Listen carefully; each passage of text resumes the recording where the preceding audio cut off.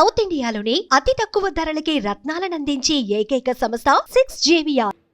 సబ్జెక్టుకు పరిమితమై మాట్లాడవలసిందిగా కోరుతున్నాను. చాలామంది గౌరవ సభ్యులు మాట్లాడవలసి ఉన్నందువలన సభకు సహకరించి సబ్జెక్టు డీవియేట్ కాకుండా మాట్లాడవలసిందిగా కోరుతున్నాను. ఫ్లోర్ లీడర్స్కు 30 నిమిషాల సమయము, ఇతర సభ్యులకు ఒక్కొక్కరికి 5 నిమిషాల సమయము కేటాయిస్తున్నాను. దయచేసి దీని ప్రకారము మాట్లాడవలసిందిగా కోరుకుంటున్నాను. శ్రీ తన్నీర్ హరీష్ రావు గారు.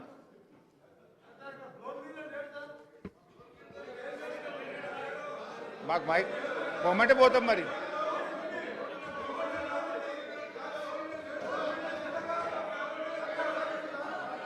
స్పీకర్ సార్ గౌరవ ముఖ్యమంత్రి గారు.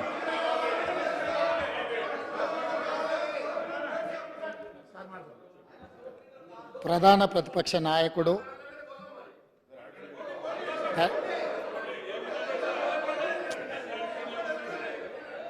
శాసనసభ్యుడిగా, రాష్ట్ర మంత్రిగా, పార్లమెంట్ సభ్యుడిగా, కేంద్ర మంత్రిగా 10 సంవత్సరాలు తెలంగాణ రాష్ట్ర ముఖ్యమంత్రిగా బాధ్యతలు నిర్వహించి 40 సంవత్సరాలు రాష్ట్ర రాజకీయాలలో, దేశ రాజకీయాలలో తన పాత్రను పోషించిన శ్రీ కల్వకుంట్ల చంద్రశేఖరరావు గారికి ఈరోజు జన్మదినము. వారికి కాంగ్రెస్ పార్టీ పక్షాన జన్మదిన శుభాకాంక్షలు తెలియజేస్తున్నా. భగవంతుడు వారికి మంచి ఆరోగ్యాన్ని ఇచ్చి తెలంగాణ పునర్నిర్మాణంలో వారు పాత్ర పోషించి ఈ సభలో ప్రతిపక్ష నాయకుడిగా ఈ సభను సజావుగా నడపడానికి, తెలంగాణ సమాజాన్ని అభివృద్ధి పదం వైపు నడిపించడానికి వారికి పూర్తి స్థాయిలో దేవుడు శక్తినివ్వాలని కోరుకుంటున్నాను. అధ్యక్ష. తన్నీర్ హరీష్ రావు గారు. స్పీకర్ సార్, ఇప్పుడు 2 విషయాలు. బేసికల్లీ మంత్రి గారు దాదాపు I think 1 hour 45 minutes presentation ఇచ్చారు. సో దాంట్లో చాలా విషయాలు, సత్యదూరమైనటువంటి విషయాలు కూడా చెప్పారు. అయితే సార్ ఇప్పుడు ఈ రన్నింగ్ కామెంటరీ బంద్ చేస్తే మంచిది సార్, దయచేసి కోఆపరేట్ చేయమనండి. ఒకటి.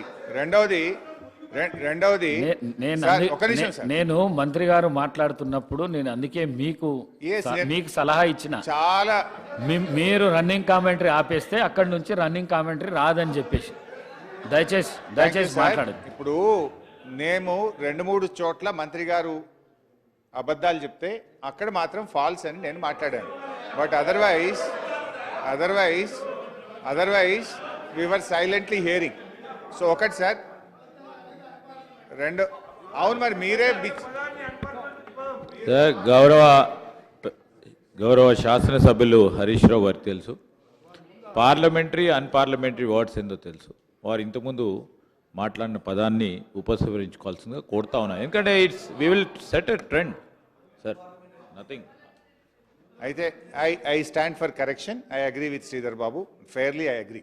ఒకటి సార్, ఇప్పుడు నేను అనేది ఏంటంటే, గౌరవ సభానాయకులు బయట మాట్లాడుతూ ఎన్ని గంటలైనా చర్చిద్దాము, మీకు ఎంత సమయమైనా ఇస్తాము అని స్పష్టంగా సభానాయకుల వారు చెప్పారు.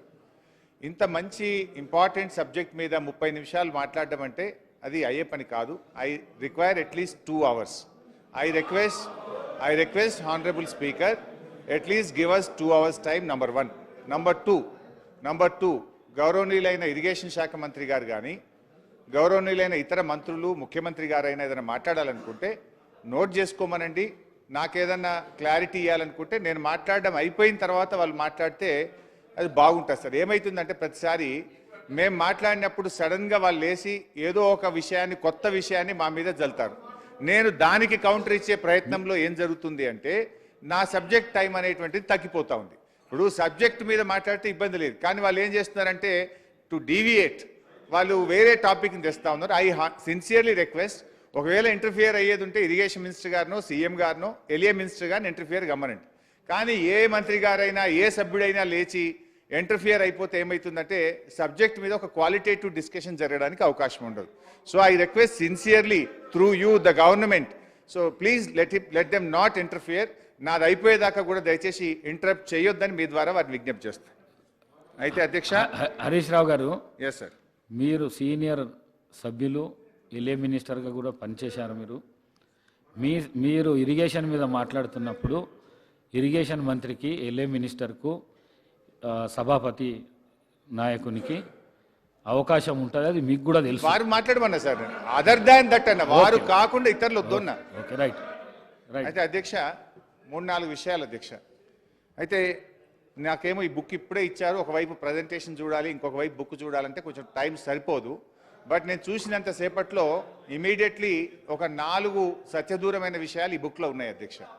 4 సత్యదూరమైన విషయాలు ఉన్నాయి. అంటే ఈ బుక్ అంతా కూడా తప్పుల తడకగా గత ప్రభుత్వం మీద బుర్ర జల్లాలనేటువంటి ఉద్దేశంతో ఒక ఇంటెన్షనల్గా ఈ బుక్ను ఈ సభలో ప్రవేశపెట్టారు. I will prove sir.